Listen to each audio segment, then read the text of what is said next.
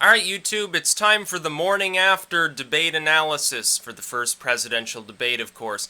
You see exactly what I predicted right at work. CNN and all other mainstream outlets, none of which mainly did their own polling, they're all referring to CNN's Snap poll, are all saying, oh, Clinton won. Salon, of course, is saying, oh, she curb stomped him. Being liberal is saying, oh, he performed so badly, he's all sniffly and incoherent. This is exactly what I predicted would happen. And I also predicted that if you looked at the online polls, every single one of them would show Trump with the advantage. What do you see in the online polls? In every single one of them, Time, NJ.com, Heavy.com, CNBC, it doesn't really matter, Drudge, certainly, Breitbart. Trump has the advantage by varying totals. Now, I think that the roughly 60-40 split on Time is closer to reality than, let's say, the 90-10 split on Drudge. I think that has to do with the average viewership on Drudge being heavily Republican, heavily evangelical and conservative and so forth, rock-ribbed, self-proclaimed Republicans. Time, I don't think, has a reputation as being particularly right-leaning, and so for it to be 60-40 there, I think matters more. Now, there are two ways to explain the differentiation here. Either Hillary Clinton lost, and public perception, at least among the internet literate, is that she lost and that Trump prevailed. Either that, or Trump's fans are so energized, so tech literate, and so numerous, they systemically rigged every single online poll. I like to think it's probably the former. Public perception of this is that Hillary Clinton basically just said what she's been saying all along, while acting like a smarmy school teacher berating somebody who's asking too many questions. That's essentially how I would class her performance. Yes, she got some hits in. Yes, both she and Trump avoided talking specifically about anything under the sun, and in that they are completely even. But at the same time, as far as her demeanor goes, as far as how she delivered the message, that takes a toll on her. Everyone knows Trump's incoherent. That's why 100 million people tuned in to watch this, not even counting those that were watching live streams, probably. There are hundreds of thousands or millions of them on some of these streams. You have people from all around the world watching.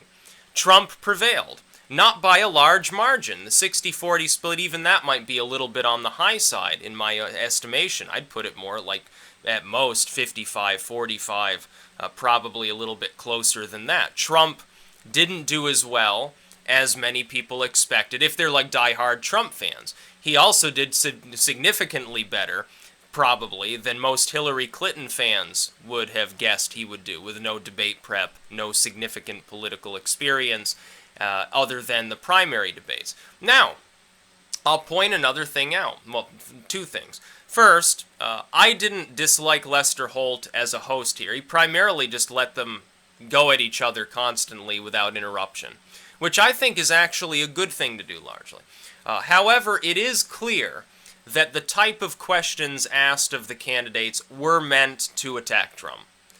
They don't mention Hillary's emails, they don't mention any of these touch issues, but they do mention birtherism and Trump's tax returns and, all of these other things. It was a little bit lopsided in retrospect. I don't think that played a great role. I think the spin machine certainly will make it out to be, oh, well, if you thought Trump fell short, it's because he was being harassed by the moderator the entire time.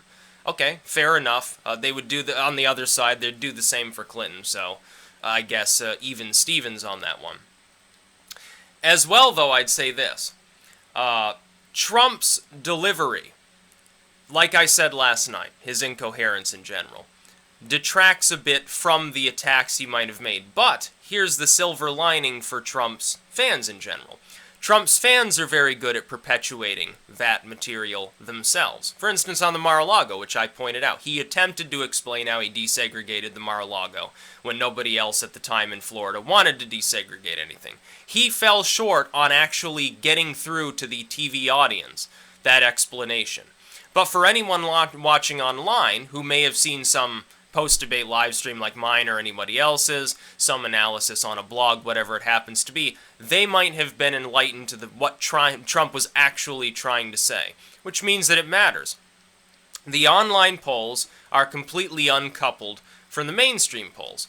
But let us remember, this election is partially now a referendum on the mainstream itself, not just the political establishment, which Trump encapsulated with the bad experience comment that he made, but also on the mainstream media. Increasingly, Americans don't care what the mainstream media has to say. If CNN declares that Trump has lost, and every online site declares that Trump has won by some margin, then people will probably end up trusting the latter more, because those sites are not seen as part of the corporate media apparatus.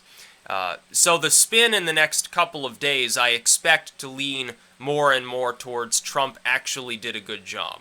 I expect that my analysis, being apparently a slight outlier at first, right after the debate, saying yes, Trump had a slight advantage, will come to be accepted as true within the next 2 or 3 days. That's my additional prediction. Now again, as before, my predictions keep coming right. I predicted that Trump would be ahead in the online polls. Honestly, I think there was some skewing there. I don't think that 90% of any reasonable crowd, with partisans thrown in, would agree that Trump won. If you're looking at the Drudge Report, you're looking at a cross-section which is mostly Republican. But the CNN snap poll is no better, because the cross-section there was admitted even by CNN to be overwhelmingly Democratic.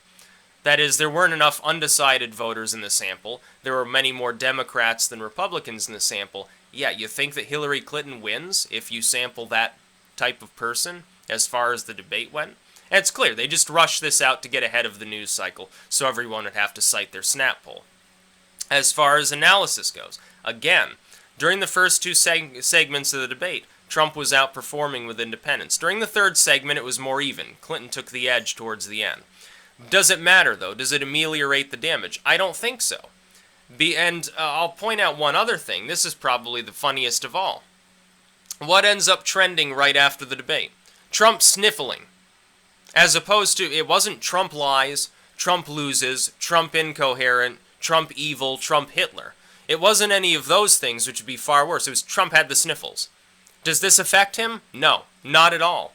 It's a completely incapacitated attack on Trump using social media that could have been effective. They could have gone after him on the tax returns. They could have gone after him on any number of other things. Instead, they choose to fixate on the fact that he was sniffing. You even have Al Gore coming out saying, oh, he looked like he was snorting coke.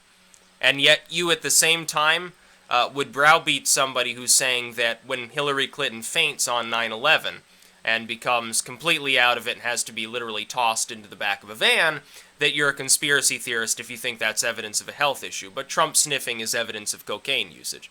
I think people are largely going to disagree. It's very amusing to me that would be the analysis that they used. Again, a completely uncoordinated attack. But again, I will say, as far as the differentiation between the snap poll conducted by the lamestream media and every online poll under the sun, either Trump's fans are far, far more energized and they have the power and the energy to systemically rig every single online poll at a whim.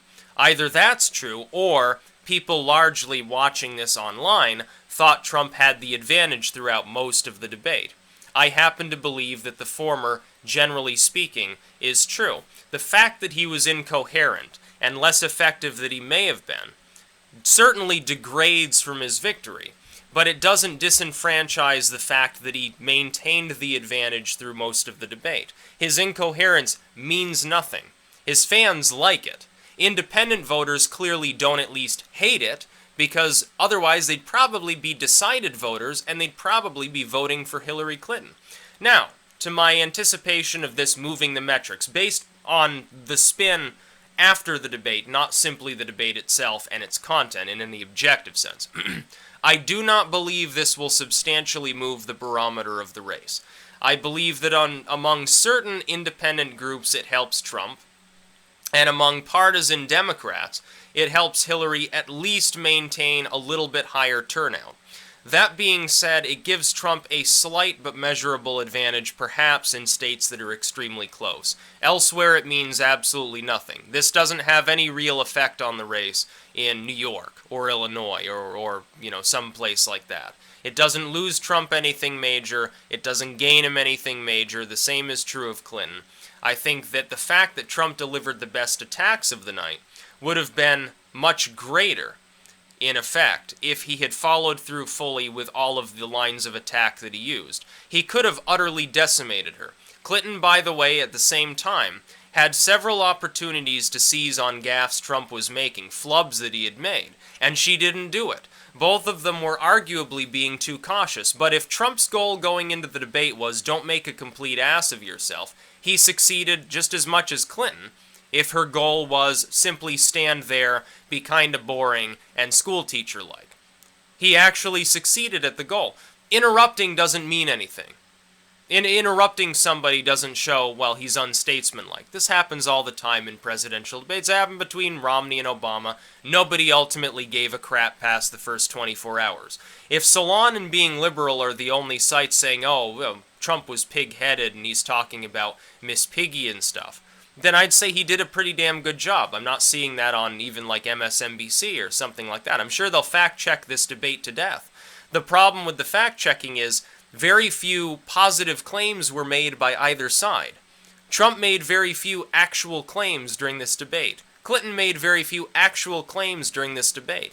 Where they did make positive claims at all, they contradicted one another, and neither of them is factually correct. It's up in the air. For instance, I pointed out on my live stream last night, nobody knows how many jobs will be created or lost, maintained, or jettisoned as the result of either of their tax plans. Nobody has a clue. It doesn't matter if you have a degree in economics or if you've studied the minutiae of trade for the last 50 years. You don't know, because we're not in the same social or economic system that we were at any point in the past. Things are ever changing. You can make an educated guess, and that's the best that you can do. So yeah, there's a little bit of analysis about it. I was correct. The online polls all show Trump winning. So unless you wish to argue to me that they were all rigged by botnets, by 4chan or somebody else, unless you want to argue that Trump's apparatus, his organic apparatus among younger voters, is so much more substantial than Clinton's that she can't even fight back against blatant poll rigging, you're going to have to admit that the public saw a different debate from what the pundits saw. And those same individuals in the mainstream media completely misread the same thing during the primary debates.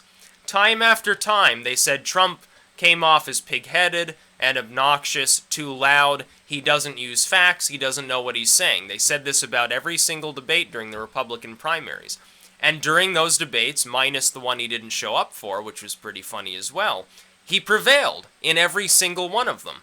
And it doesn't even matter, by the way, if the online polls are rigged. People clearly pay attention to them, because each time he entered these debates, he did well afterwards. He did just fine. It didn't detract from his support at all, including among independent voters who, if they cared that he was obnoxious, they wouldn't have voted for him in the primaries, and yet they did at record numbers. They abandoned being independents at that time to vote Republican in many of these open primary states. So I would say yes, Trump definitely maintains an advantage. Small, but measurable advantage for Donald Trump. That's about all. Peace out.